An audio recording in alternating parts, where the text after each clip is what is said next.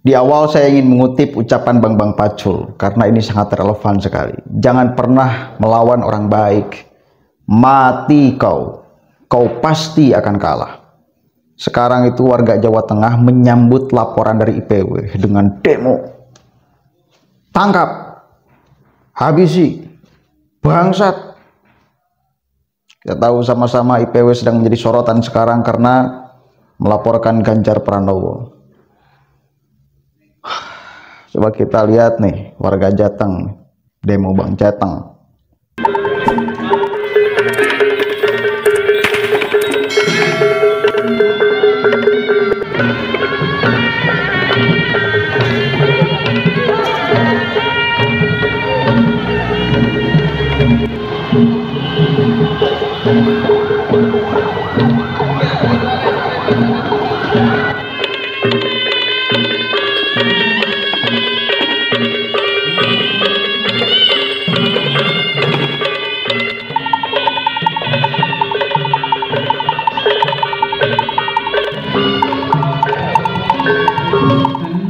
Ada dari Kudus, dari Pati, dari Jepara, dari adanya informasi ada beberapa pejabat penguasa Pemprov Semarang.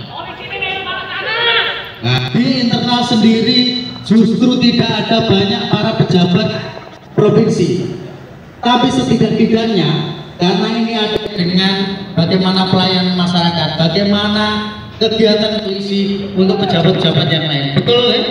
Kami sudah melakukan bersih-bersih mas, minimal itu, sehingga kita ketahui semua berapa jumlahnya yang ganti semuanya. Kalau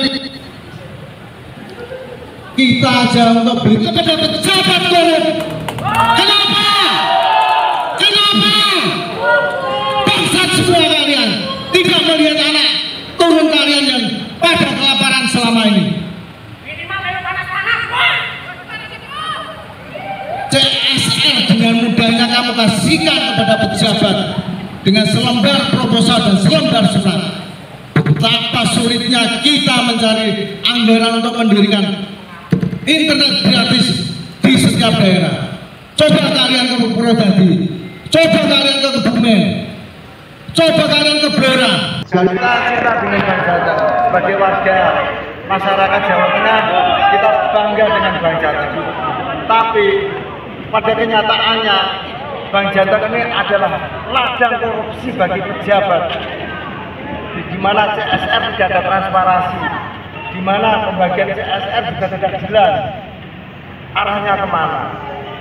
Dan kita sudah tahu bahwa IPW sudah melaporkan Bang Jateng ke KPK. Kita sudah menemukan beberapa indikasi-indikasi yang kita akan tidak lanjuti. Kita sayang, kita eman dengan Bang Jateng. Tapi kenyataannya banyak pejabat dan pegawai Bang Jateng yang kong kali kong, yang memainkan apa yang bisa mereka makan dengan seenaknya. Jika tuntutan ini tidak dilakukan, seperti apa nanti? Kita tunggu Pak, kita tunggu 2-3 hari. Kita akan menempuh seluruh cabang Bang Jateng di Jawa Tengah. Kita 1-2 hari kita akan mengajukan surat resmi ke KPK dan ke penegak hukum. Karena sekali lagi jangan sampai terjadi ras penarikan besar-besaran di Bang Jateng sehingga menjadi pola. Ini kita eman-eman sekali. Saya Didi Adi Saputro. Dari Kudus. Apa mas Mbak? Alasan apa? Saya alasan di Mantara. Di Mantara itu bisnis maklar dan perantara. Lakukan Pak, terkait tuntutan mereka seperti apa nantinya Pak? Masuk. Terkait tuntutan dari demo tadi. Oh, makanya tadi sudah kita sampaikan. Ini akan kita sampaikan juga. Sehingga ada beberapa hal yang tadi disampaikan. Kemudian yang poin penting saya lihat sini kan dari komisaris. Dan nanti kita sampaikan. Karena untuk dari komisaris ini kan butuh satu proses sebagainya. Karena pemegang saham kuasa sendiri. Jadi manajemen itu nggak kuasa. Jadi nanti yang punya hak untuk melakukan pengertian susunan komisaris seperti itu pemegang saham. Adanya aksi seperti ini apakah ada ini dampak buat Bang Jateng sendiri Pak? Gimana Mas? dampak dari Bang Jateng atas pembelaan orang dan itu Ya kalau itu sudah biasa ya, kita udah ngantisipasi. Semua kan mungkin ada berita negatif atau positif. Nah, kan mungkin kalau yang di dua berita negatif semua ya mungkin berita negatif. Tapi kan di sisi lain banyak berita positif juga. Saya pikir itu nggak begitu problem karena kita tetap bisa survive karena kalau dilihat kan sebenarnya kan masalah individual. Oke.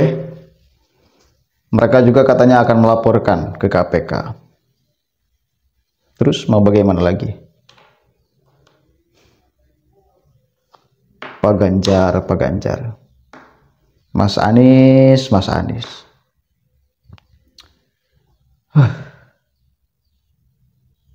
Apakah benar Pak Ganjar melakukan ini? Kita bukan masyarakat Jawa Tengah. Kita tidak merasakan aroma korupsi di Bank Jateng. Tapi warga Jateng merasakan aroma itu mungkin. Dan ketika IPW melaporkan, seolah disambut baik. Ada angin segar untuk memperbaiki bank kebanggaan warga Jawa Tengah itu. Ya ternyata para pendemo juga berteriak. Mereka punya alat bukti yang kuat untuk urusan Bank Jateng ini. Banyak mengalir ke para pejabat dan lain sebagainya untuk menghidupi pribadinya, bukan untuk warga. Ini karma bukan kira-kira ya. Bukan karma sih sebetulnya. Tapi lebih tepatnya hukum alam bekerja dengan baik.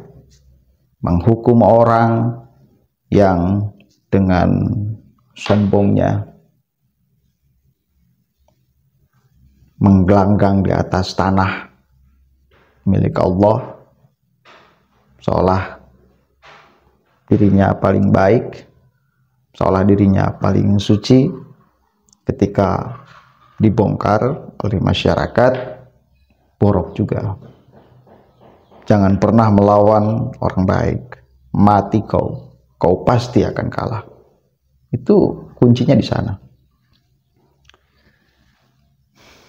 Dan politisi PDIP di media itu pernah berbicara loh urusan Bank Jateng ini. Coba nih kita dengarkan sama-sama. Kalau kita lihat lagi sekarang ini sudah 4 tersangka kasus Bank Jateng. Di mana tanggung jawab gubernur? 4 tersangka kasus Bank Jateng yang dugaan kerugian negaranya 235 miliar. Nanti kalau rapat dengan Jaksa Agung, saya juga akan tanyakan itu. Tersangka itu bagaimana ininya? Dan itu yang periksa Kejagung, bukan Kejati Jateng.